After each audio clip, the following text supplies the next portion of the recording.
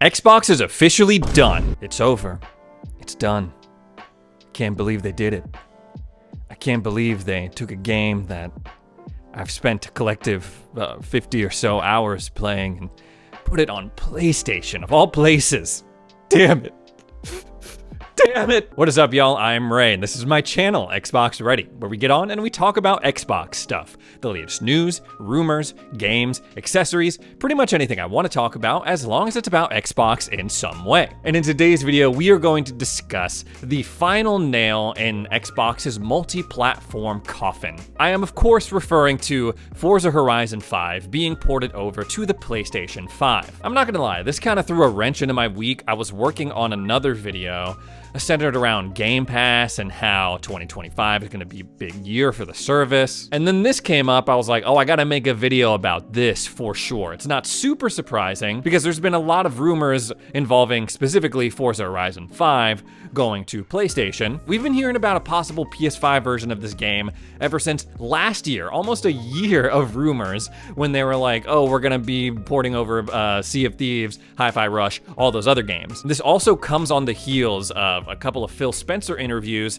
where he was heavily hinting at the possibility that Xbox was gonna go pretty much full multi-platform. He kept saying things like, oh, I want our games to be where the players are. It doesn't serve us to keep our games off of other platforms. Though he did give a tiny glimmer of hope for people who are dead set on Xbox going full exclusive with all of their first-party stuff. He said something like, no, not every game is gonna be ported over, like older games, we're probably not gonna bother with those. And if we're just being real, this is something that Xbox has been inching closer and closer to for a while now. Ever since they bought ZeniMax Media, there's been these bizarre situations where you'll boot up a game on PlayStation, it'll pop up with the Xbox game publishing logo. Games like Psychonauts 2, Ghostwire Tokyo, obviously Minecraft after they acquired Mojang stayed multi-platform, Elder Scrolls Online, Fallout 76. Then they kind of kicked it up a notch last year when they brought over those 4 games. And since then, we've been hearing all sorts of things like, oh, there's no red lines, no franchises off limits. But Forza Horizon 5 making the jump over to PlayStation,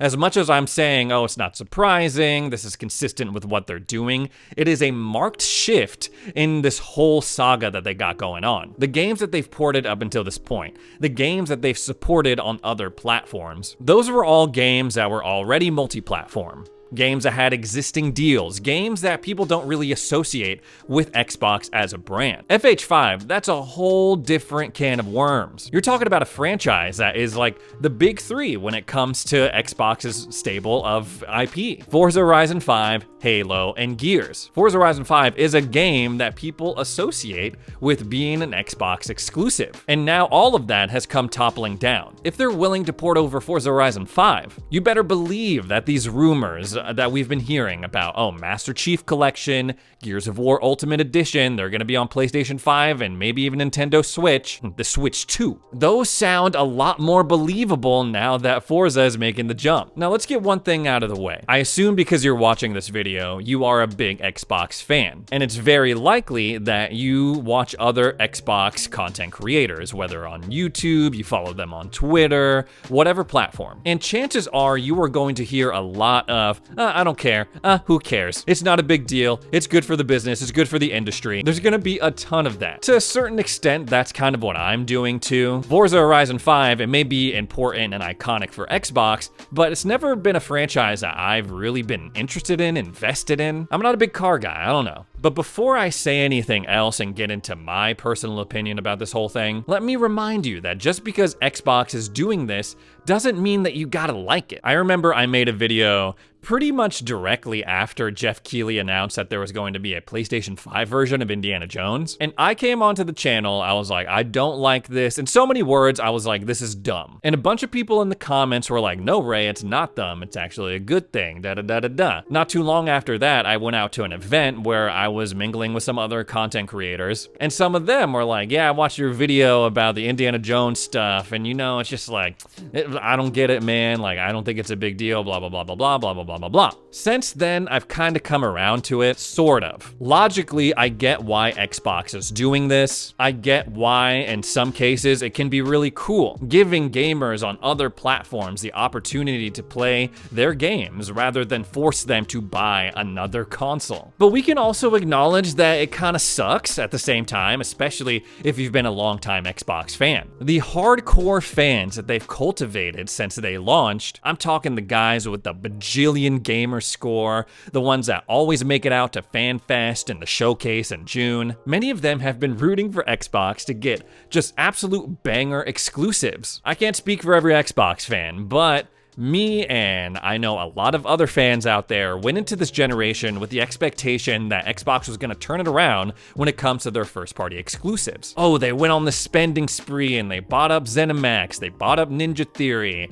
they bought up Compulsion. This is going to be the generation where you're going to have to buy an Xbox console in order to play all these great games that they're going to come out with. And then 2025 comes around, and right as we're getting to that point of them going, look at all these cool games, South of Midnight, Avowed, Gears of War E-Day, Fable. Right as we're on the precipice of this flood of first-party content that we've been waiting for, now they're turning around and be like, oh no, it's gonna be multi-platform. We wanna put our games on as many platforms as we can. And so the dudes thinking that they needed to buy an Xbox in order to play these games are suddenly, I would understand. They're suddenly like, what the hell, man? It almost feels a little bit like it's all happening too soon, just a little bit too early. Because console players, we have spent the past couple of decades being trained to buy our hardware based off of the exclusives that it'll give us access to. You buy a Nintendo console to play any Pokemon, Mario, or Zelda games. You buy a PlayStation console to play Spider-Man and God of War, Horizon, The Last of Us. People used to buy Xboxes so they can play Halo, Gears, Forza, and now Xbox is trying to change the narrative on that a little bit, saying no, it's not about exclusives, it's about being able to play your games anywhere. And yeah, we're still making Xbox consoles, but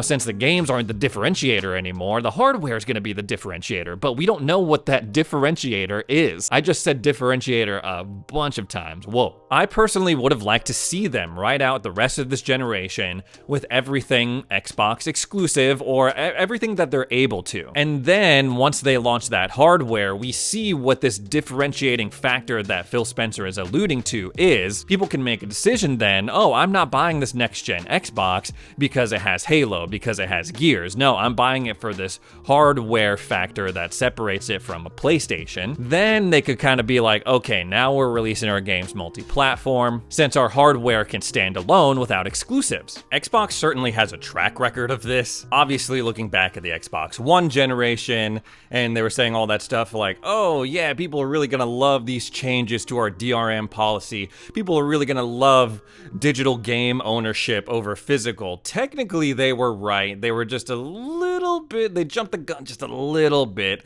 and it pissed a bunch of people off. But even though Xbox does these things that may seem controversial at the time, doesn't mean they're always wrong. Like when they made the decision to bring all their first-party games to PC the same day they launch. Remember, that's when all of this Xbox multi-platform stuff started. I remember seeing threads and tweets saying, oh, what's the point of buying an Xbox console when everything's just gonna be on PC? You could just buy a PC and a PlayStation, you'll be good, which technically is true, but it didn't stop, what, some 30 million-ish people from buying an Xbox Series X or S. Fast forward to today, and it just seems like a no-brainer for people to want to put their game on PC because that's where a lot of customers are. In my naive little Xbox fan world, ideally, I would like to see Xbox release a game exclusive to their console or to Game Pass, give their fans like 6 months to a year to enjoy it, and then port it on over to PlayStation. If the games are good enough, it can still generate interest in whatever hardware Xbox makes, and since they're all being added to Game Pass day one, first-party timed exclusives could still drive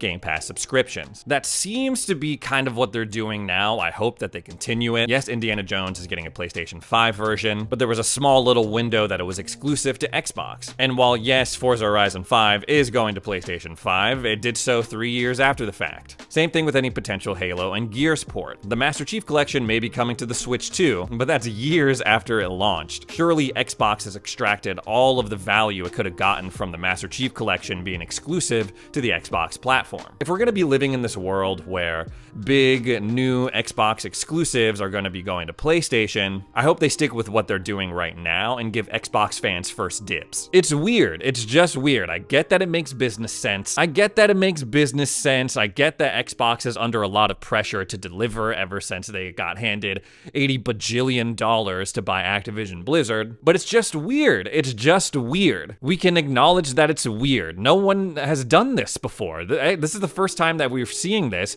from any of the major players in the platform space. And that's why I'm not gonna sit here and try to convince you, no, you gotta like everything that Xbox is doing. I've been reading through the r/Xbox threads, and I've seen more than a few people be like, yeah, next generation, I'm going with a PlayStation console. I'm gonna buy the PlayStation 6 so I can play their games, and if Xbox is gonna put them on PlayStation anyway, awesome. That is totally understandable. That is your right. And maybe if enough people do that, Xbox will go the way of Sega. They're just a game publisher and they don't make hardware. These next-gen Xboxes, the Series X2 and the handheld, they're kind of being set up as potentially the last consoles that we'll see from Microsoft. I think a handheld sounds really cool, but Microsoft also seems perfectly content with just supporting the Xbox PC app on rival handhelds like the Lenovo Legion Go and the ROG Ally. On the other end though, as much as I want to say I understand why people are mad, I understand why people are upset, I'm not the biggest fan of it,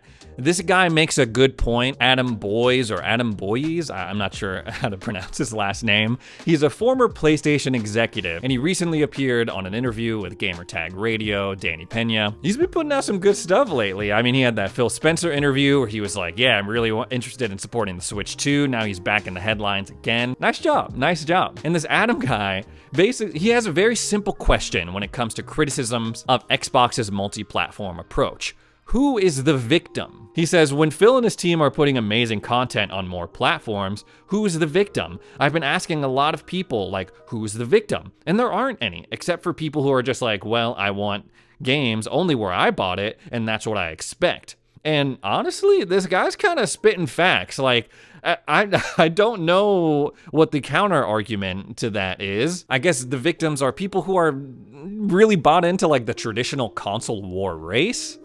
People who are fans of plastic boxes. The whole industry is changing. It might have changed a little bit sooner for Xbox than we may have hoped, but maybe, just maybe, it's better that they get a head start on it now versus come next generation and they're trying to play catch up once again. So yeah, sure, maybe there are no victims. Forza Horizon 5 showing up on PlayStation probably isn't gonna affect your life in a major way, because let's be real, that game is already 3 years old at this point. It's done getting updates, and if you're like me, you're an Xbox fan that is not really a fan of racing games, probably not the biggest deal to you. But that doesn't take away from my earlier point. Just because there are no victims doesn't mean that you can't be miffed. I won't say that this is necessarily a victim of all this, but the consoles have definitely felt like an afterthought for Xbox over the past couple of years. They're even talking about them like they're afterthoughts, like they're the forgotten stepchild or something. They're talking all this big game about, oh, we want to grow on PC, that's why we're busting our butt working on the PC Xbox app and trying to grow our PC game subscriber base. Oh yeah, we love cloud gaming, we love the idea of like beaming games to people's phones and computers and tablets. And on the console side, there's just not enough growth there, guys. You gotta understand, there's just no growth there, so we're not gonna really focus on it that much. And that's a damn shame, because the Series X and even my Series S back there, they're great consoles. But because they've been tanking in terms of their sales, it seems like Xbox is already looking on ahead, that they wanna like put this in the rear view as fast as they can. Anyways, guys, that's all the Xbox stuff I have to talk about today. Thanks so much for joining me for another edition of Xbox Ready. If you made it this far into the video, consider subscribing. Help me on my journey to 200,000 subs. Thanks again for watching, and we'll see you in the next video.